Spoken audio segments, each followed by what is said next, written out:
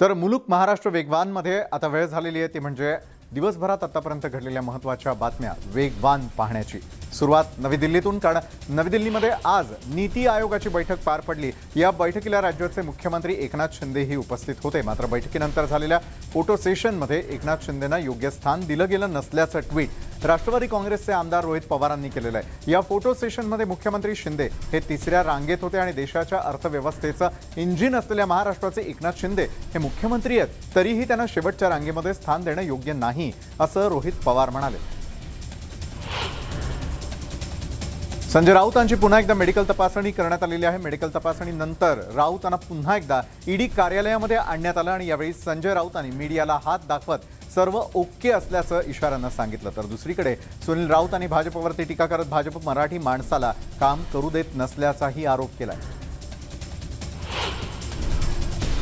राज्यातील विधान परिषद निवडणुकीमध्ये काँग्रेसची मतं फुटल्याचं समोर आलेलं होतं आणि या प्रकरणाची गंभीर दखल पक्षानं घेतलेली असून निवडणुकीमध्ये काँग्रेसच्या उमेदवाराची मतं फुटल्याबाबतचा अहवाल दिल्लीतील पक्षश्रेष्ठींकडे सादर करण्यात आलाय। या अहवालामध्ये पक्षादेश झुगारून मतदान करणाऱ्या आमदारांची नावं नमूद करण्यात आलेली आहेत।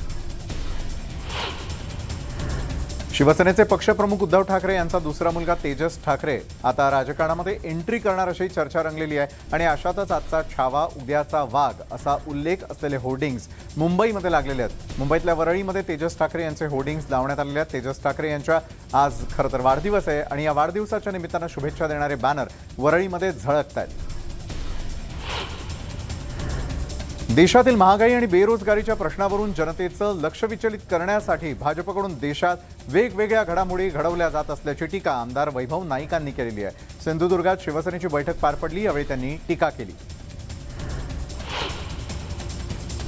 दीपक केसरकर आणि राणे यांच्यामध्ये सध्या टीका टिप्पणी सुरूच आहे, परंतु वैयक्तिक टीका टिप्पणी करणं दोन्ही बाजूनं थांबलं पाहिजे असा सल्ला उदय सामंत यांनी राणे केसरकर वादावरती दिलाय। तर लवकरच मंत्रिमंडळ विस्तार होईल, विस्तारावरून कोणताही असंतोष नाहीये असंही उदय सामंत यावेळी म्हणाले।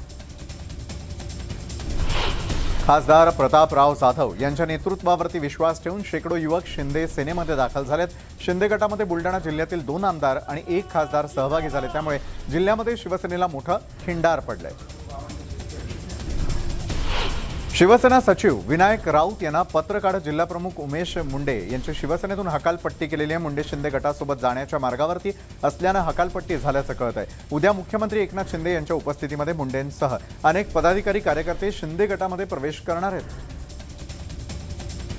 नांदेडमध्ये 5 वर्षांपूर्वी बांधलेल्या व्हीआयपी रेस्ट हाऊसला गळती लागली आहे। दरम्यान मुख्यमंत्री एकनाथ शिंदे हे नांदेड दौऱ्यावरती येणार असल्यानं रेस्ट हाऊसवरती मेन कापडाच्या मदतीनं गळती बंद करण्याचा प्रयत्न केला जातोय। तर मुख्यमंत्री याच रेस्ट हाऊसमध्ये थांबणार असल्यानं या ठिकाणी तात्पुरत्या स्वरूपाचा बंदोबस्त करण्यात आलेला आहे। जळगावातील पाचोरा आणि पारोळा मतदारसंघामध्ये आदित्य ठाकरेंची सभा होणार आहे। निष्ठा यात्रेच्या पार्श्वभूमीवर आदित्य ठाकरे 9 ऑगस्टला जळगाव दौऱ्यावरती असणार आहेत आणि या संदर्भात जळगावमध्ये शिवसेना आणि युवा सेनेच्या वतीनं बैठकीचं आयोजन करण्यात आलेलं होतं। मनसेचे युवा नेते अमित ठाकरे नाशिक जिल्ह्याच्या दौऱ्यावरती आहेत आणि त्यांनी येवला, मनमाड, नांदेड आणि इथे विद्यार्थ्यांसोबत संवाद साधून त्यांच्या अडीअडचणी जाणून घेतल्या। येवल्यामध्ये एका मैदानावरती तरुण फुटबॉल खेळत असल्याचं पाहून त्यांच्यातील खेळाडू देखील जागा झाला आणि त्यांनी मैदानावरती जाऊन फुटबॉल खेळण्याचा आनंदही लुटला। ईडीच्या माध्यमातून विरोधकांचा आवाज दाबण्याचा प्रयत्न केला जातोय अशी टीका लातूर ग्रामीणचे आमदार धीरज देशमुख यांनी केली आहे। त्या अंबाजोगाईतील पत्रकार परिषदेत बोलत होते। दरम्यान ईडीवरती बोलताना त्यांनी भाजपवर निशाणा साधलाय।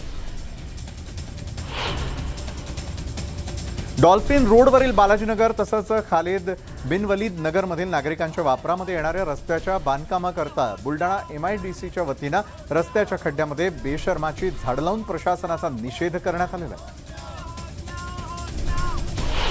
पोपट शिट्ट्या मारत असल्यानं मालकावरती गुन्हा दाखल झाल्याची घटना पुण्यात घडलेली आहे। पुण्यातल्या पाटील इस्टेट परिसरामध्ये राहणाऱ्या अकबर अमजद खान या तरुणानं एक पोपट पाळला। हा पोपट वारंवार आपल्याकडे पाहून शिट्ट्या मारत असल्याची तक्रार सुरेश शिंदे यांनी केली। बरं, त्यावर चिडलेल्या अकबर खान यांनी शिंदेंना शिवीगाळही केली। या प्रकरणी खडकी पोलीस ठाण्यात गुन्हा दाखल करण्यात आलेला आहे। तर दुसरीकडे कुत्रा अंगावरती आला म्हणून एका तरुणीनं कुत्र्याच्या मालकाविरोधात पोलिसात धाव घेतली आहे। पोलिसांनी अज्ञात कुत्रा मालकाविरोधात गुन्हा दाखल केलेला आहे। पुण्यामधील सेनापती बापट रोडवरील शिवाजी हाऊसिंग सोसायटीमध्ये हा धक्कादायक प्रकार घडलेला आहे। दरम्यान या तरुणीनं याबाबत तक्रार केलेली असता कुत्र्याच्या मालकानं तिला शिवीगाळ केली आणि याविरोधात तरुणीनं चतुशृंगी पोलीस ठाण्यामध्ये गुन्हा दाखल केलाय। अकोल्यामधील बाळापूर तालुक्यामधील हसनापूर मोरगाव मार्गावरती विचित्र अपघात घडला। शेतातील खड्ड्यामध्ये ऑटो रिक्षा पडून रिक्षातील 4ही जण पाण्यात चिखल आणि पाण्यात बुडाले। मात्र सुदैवानं आसपासच्या नागरिकांच्या मदतीनं चौघांनाही जीवनदान मिळालं। चंद्रपूर जिल्ह्यामधल्या नागभीड तालुक्यामधील नवखळा गावामध्ये तब्बल 6.5 फूट लांबीचा नाग आढळून आला आणि विदर्भात पहिल्यांदाच इतक्या मोठ्या लांबीचा नाग सापडल्याची शक्यता आहे। नवखळा गावातील एका शेतकऱ्याच्या गोठ्यामध्ये आढळलेल्या या सापाला सर्पमित्र संस्थेच्या सदस्यांनी पकडून वनविभागाच्या ताब्यात दिलं। दौंडमध्ये गोहत्या करून गोमांस विक्री करणाऱ्या अड्ड्यावरती पोलिसांनी धाड टाकली आणि यावेळी पोलिसांनी 4 जणांवरती गुन्हा दाखल केलाय तर एकाला अटकही केलेली आहे। पोलिसांनी यावेळी 4 लाखांचा मुद्देमालही जप्त केला। पक्षी निरीक्षकांच्या चंद्रपुरातील भ्रमंतीमध्ये पक्ष्यांची धक्कादायक शिकार होत असल्याचा आढळून आलेला आहे। शहरातील गर्दीच्या राजीव गांधी अभियांत्रिकी महाविद्यालयासमोरच्या भागात शिकारी टोळीचा वावर असल्याचं दिसतंय। रोजगाराच्या शोधामध्ये राज्यात आलेल्या परप्रांतीयांनी विशिष्ट जागा हुडकून झोपडपट्टी भागामध्ये सर्रास शिकारीचे प्रकार चालवल्याचं देखील आता उघड झालंय। जळगावातील रावेर तालुका सावदासह परिसरामध्ये गुरांवरती लंपी आजारानं आल्यानं अनेक गुरं ही मृत्युमुखी पडतात आणि यामुळे पशुपालक चिंताग्रस्त झालेले आहेत। या आजारावरती पशुवैद्यकीय अधिकारी यांच्याकडून कोणतीही उपाययोजना होत नसल्याची स्थिती आहे। आजाराच्या अनुषंगानं सावदा शहरात भरणारा गुरांचा बाजार रद्द करण्यात आलाय। भंडारा जिल्ह्यामध्ये 35 वर्षीय महिलेवरती अत्याचार प्रकरणातील आरोपींना अटक करून प्रकरण जलद गती न्यायालयामध्ये चालवण्याची मागणी भाजपच्या महिला आघाडीने केलेली आहे। या मागणीला घेऊन मूकमोर्चा काढत जिल्हा पोलीस अधीक्षकांना मागणीचं निवेदनही देण्यात आलं। भंडाऱ्यामध्ये 35 वर्षीय महिलेवरती अत्याचार झाल्यानंतर तिच्यावर सध्या नागपूर वैद्यकीय रुग्णालयात उपचार सुरू आहेत। मात्र आता पीडितेवरती खासगी रुग्णालयामध्ये उपचार करण्यास सरकार तयार आहे अशी माहिती खासदार सुनील मेंढे यांनी दिली आहे। दरम्यान या घटनेतील नराधमाला कठोर शिक्षा देण्यात यावी अशी मागणीही त्यांनी केलेली आहे।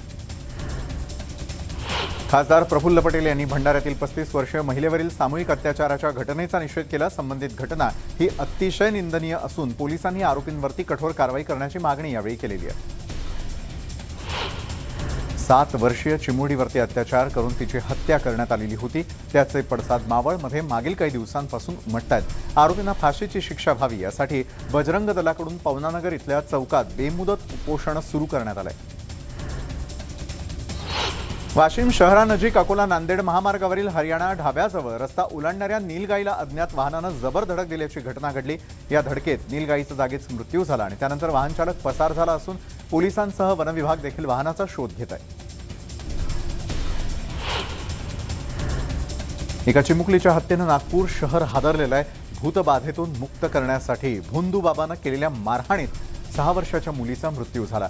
बेल्टनं या मुलीला भोंदूबाबानं मारहाण केली आणि या प्रकरणी पोलिसांनी भोंदूबाबासह आई आणि वडिलांनाही अटक केली आहे। बीडमध्ये ऑनलाईन फसवणुकीच्या घटना दिवसेंदिवस वाढत आहेत। गेवराई तालुक्यामधील वाल्मिक मावसकरांना कॉल करून तुमचे क्रेडिट कार्ड सुरू करायचंय म्हणून OTP विचारत क्रेडिट कार्ड आणि अकाउंटवरील 50,000 रुपये काढल्याचा प्रकार घडलाय। वाल्मिक यांनी बीड पोलीस अधीक्षक कार्यालयामध्ये सायबर विभागात या संदर्भातली तक्रार केली आहे।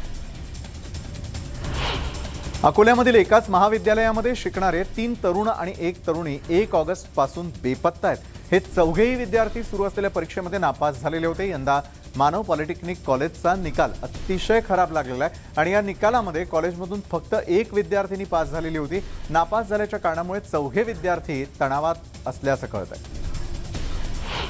मुंबई पोलिसांनी यवतमाळमध्ये धाड टाकून एका सराफा व्यापाऱ्याला ताब्यात घेतलेला आहे। तब्बल 4 कोटींच्या सोने चांदीची विक्री झाल्याचा संशय व्यक्त करण्यात येतोय। या प्रकरणी ही कारवाई करण्यात आल्यानं यवतमाळमधील सराफा बाजारामध्ये खळबळ माजली आहे। अकोल्यातल्या अकोट तालुक्याच्या मुंडगाव इथून वाहणाऱ्या चंद्रिका नदीला पूर आला आणि या पुरामध्ये अमीनपूर इथला शेतकरी वाहून गेला। मुंगुटराव ढगे असं या शेतकऱ्याचं नाव आहे। लांब काणीजवळील नदीवरील पुलाजवळ त्याचा मृतदेह आढळून आलाय। कर्जत तालुक्यामध्ये तरुणावरती झालेल्या हल्ल्याप्रकरणी आतापर्यंत 6 जणांना अटक करण्यात आलेली आहे। गुन्ह्यामध्ये वापरलेले 4 चाकी वाहनही जप्त करण्यात आलेले आहे। टोळक्याकडून झालेल्या मारहाणीमध्ये सनी पवार हा तरुण गंभीररित्या जखमी झाला होता आणि या प्रकरणी आता फरार आरोपींचा शोध सुरू आहे। चिपळूणमध्ये पावसाचा जोर कायम राहिल्यामुळे शहरातील वशिष्ठी नदीच्या पाणी पातळीमध्ये वाढ झाली आहे। चिपळूणमधील नाईक कंपनी परिसरामध्ये वशिष्ठी नदीच्या पुराचं पाणी शिरायला सुरुवात झाली आहे, तर संध्याकाळपर्यंत पावसाचा जोर कायम राहिल्यास शहरामध्ये पुराचं पाणी आणखी शिरण्याची शक्यता निर्माण झाली आहे। रत्नागिरीमधील दापोलीमध्ये मुसळधार पावसामुळे सखल भागामधील शेती पाण्याखाली गेलेली आहे, तर दुसरीकडे 9 ऑगस्टपर्यंत हवामान विभागानं अतिवृष्टीचा इशारा दिल्यानं शेतीचं आणखी नुकसान होण्याची भीती आहे आणि त्यामुळे दापोलीत शेतकरी चांगलाच चिंतेत सापडलाय। रत्नागिरी जिल्ह्यामधील दापोली तहसील कार्यालयाला पुराच्या पाण्यानं विळखा घातल्यानं सुटीच्या दिवशी आपत्ती व्यवस्थापन सांभाळणाऱ्या कर्मचाऱ्यांची चांगलीच तारांबळ उडाली। तहसील कार्यालयासमोरील ब्रिजवरून पाणी वाहत असल्यानं बराच वेळ कर्मचारी अडकून पडलेले होते। दरम्यान दुपारनंतर पावसानं थोडी उसंत घेतल्यानं पूर ओसरल्यानं कर्मचाऱ्यांनी सुटकेचा निश्वास सोडला। रत्नागिरी जिल्ह्यामध्ये मुसळधार पावसाचा जोर कायम आहे। पावसामुळे ठिकठिकाणी जनजीवन विस्कळीत झालेलं आहे, तर दुसरीकडे समुद्राला देखील उधाण आलेलं आहे। परिणामी किनारी उंच लाटा उसळताना दिसतात। दरम्यान रत्नागिरी जिल्ह्याला हवामान विभागाकडून रेड अलर्ट जारी करण्यात आल्यानं नागरिकांना सतर्क राहण्याचं आवाहन प्रशासन देखील करत आहे। रायगडमध्ये सकाळपासून जोरदार पावसानं हजेरी लावली आहे। सतत पडत असलेल्या पावसामुळे जिल्ह्यातील आंबा, कुंडलिका तसंच उल्हास नदीच्या पाणी पातळीत मोठी वाढ झाली आहे। दरम्यान पावसाचा जोर वाढत असल्यानं नागरिकांनी अलर्ट राहावं असं आवाहन जिल्हा प्रशासनामार्फत करण्यात आलंय। रोहा आणि सुधागड तालुक्यामध्ये नदीवरील राफ्टिंगवरती 144 जमावबंदी अन्वये बंदी करण्यात आलेली आहे। गेल्या काही दिवसांच्या विश्रांतीनंतर बीडच्या धारूर तालुक्यामध्ये पावसानं चांगलीच हजेरी लावली। धारूर तालुक्यामधील आसरडोह, रुई, धारूर, अंजनगाव यासह अनेक गाव परिसरात जोरदार पाऊस झालाय आणि यामुळे धारूर ते अंजनगाव रस्त्यादरम्यानच्या नदीवरील पूल पाण्याखाली गेला। यामुळे 2 गावांचा संपर्क देखील तुटला। धुळ्यामधील साक्री तालुक्याला पावसानं झोडपून काढलेलं आहे। ढगफुटी सदृश्य झालेल्या पावसामुळे या भागातील नदी नाले दुथडी भरून वाहत आहेत आणि यामुळे शेतीचं मोठं नुकसान झालंय। त्यामुळे स्थानिकांनी ओला दुष्काळ जाहीर करण्याची मागणी केली आहे।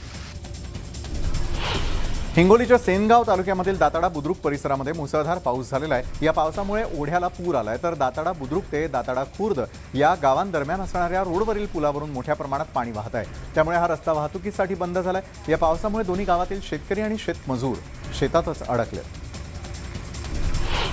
संगमेश्वरमध्ये मुसळधार पावसानं हजेरी लावलेली आहे। माखजन बाजारपेठेमध्ये गड नदीच्या पुराचं पाणी शिरण्यास सुरुवात झालेली आहे। माखनज आणि कासे गावाला जोडणारा रस्ता पाण्याखाली गेल्यामुळे वाहतूक बंद झाली, तर माखन बाजारपेठशी अनेक गावांचा संपर्क देखील तुटलाय।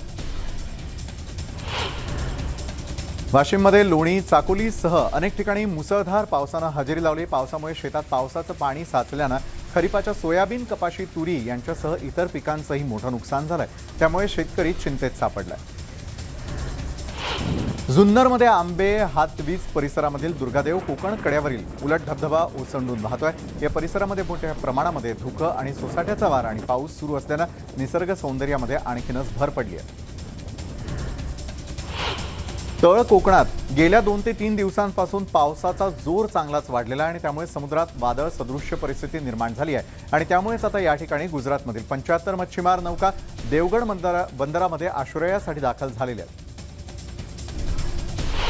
हिंगोलीमधील कडती आणि चांगेफळ या भागामध्ये मुसळधार पाऊस झालेला आहे आणि पावसामुळे या ठिकाणी परिसरातील ओढ्याला पूर आलाय आणि त्यामुळे पिकांचं मोठं नुकसान होण्याची शक्यता वर्तवली जाते।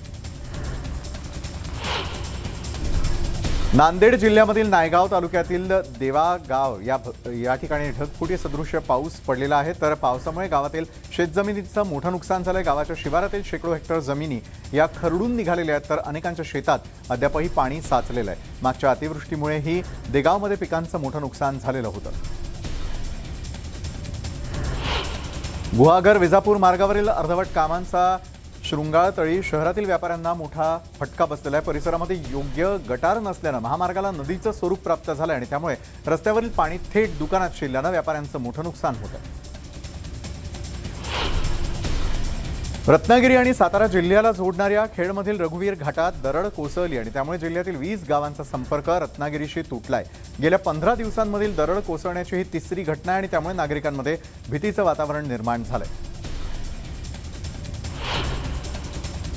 तर कोकणामध्ये गेले 3 दिवस सतत पाऊस कोसळतोय आणि मुसळधार पावसामुळे नद्या दुथडी भरून वाहत असून कणकवलीतील गड नदीला पूर आलेला आहे आणि याची दृश्य ड्रोन कॅमेऱ्यामधून टिपण्यात आलेली आहे. सततच्या पावसानं चिपळूणमध्ये वाशिष्ठी आणि शिव नदीच्या पाणी पातळीत झपाट्यानं वाढ झालेली आहे. शहरातील अनेक भागामध्ये नाले तुंबल्यामुळे पाणी रस्त्यावरती आलेलं आहे, तर पावसाचा जोर वाढण्याचा अंदाज हवामान विभागाकडून वर्तवण्यात आलेला आहे. त्यामुळे प्रशासन अलर्टवरती आहे.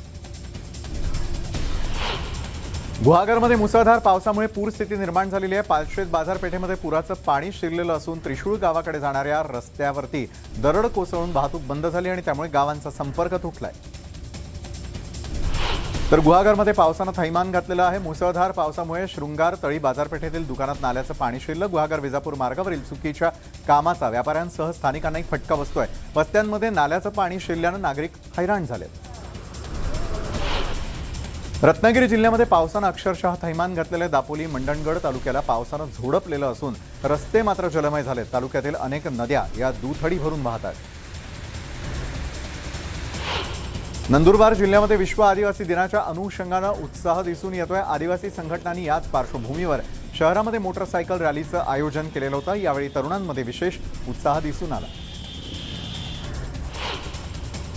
जालन्यामध्ये स्वातंत्र्याच्या अमृत महोत्सवानिमित्तानं आयोजित करण्यात आलेल्या जिल्हास्तरीय तायक्वांदो स्पर्धेला उत्स्फूर्त प्रतिसाद मिळालेला आहे. जिल्हा क्रीडा संकुलाच्या इंडोर स्टेडियममध्ये या स्पर्धा पार पडलेल्या आहेत. या स्पर्धेमध्ये जिल्हाभरातून आलेल्या 150 खेळाडूंनी सहभाग घेतलाय.